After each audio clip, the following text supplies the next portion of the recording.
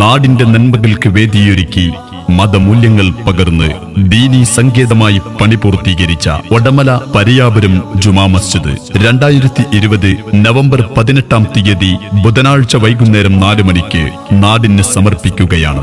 നിലപാടുകളിലെ കലിശതയും വാക്കുകളിലെ വജ്രമൂർച്ചയും കൊണ്ട് സുന്നത്ത് ജമാഅത്തിന്റെ സത്യാദർശം ആരുടെ മുന്നിലും സധൈര്യം തുറന്നു പറയുന്ന സമസ്ത കേരള ജംഇയ്യത്തുൽ ഉലമയുടെ ആദരണീയനായ അധ്യക്ഷൻ സയ്യിദുൽ ഉലമ സയ്യിദ് മുഹമ്മദ് ജിഫരി മുത്തുക്കോയ തങ്ങൾ അസർ നമസ്കാരത്തിന് നേതൃത്വം നൽകിക്കൊണ്ട് പരിയാപുരം ജുമാ മസ്ജിദിന്റെ ഉദ്ഘാടനം നിർവഹിക്കും. ഒടമല ദഅവ കോളേജ് പ്രിൻസിപ്പാൾ സുലൈമാൻ ദാരിമി ഏലംകുളം, ഒടമല മഹല്ല് മുദരിസ് ഷരീഫ് ഫൈസി കാരക്കാട്, പരിയാപുരം ജുമാ മസ്ജിദ് ഖത്തീബായി ചുമതലയേൽക്കുന്ന റസാഖ് ഫൈസി ചെമ്മാണിയോട് തുടങ്ങിയ പണ്ഡിത പ്രമുഖർ പങ്കെടുക്കുന്നു.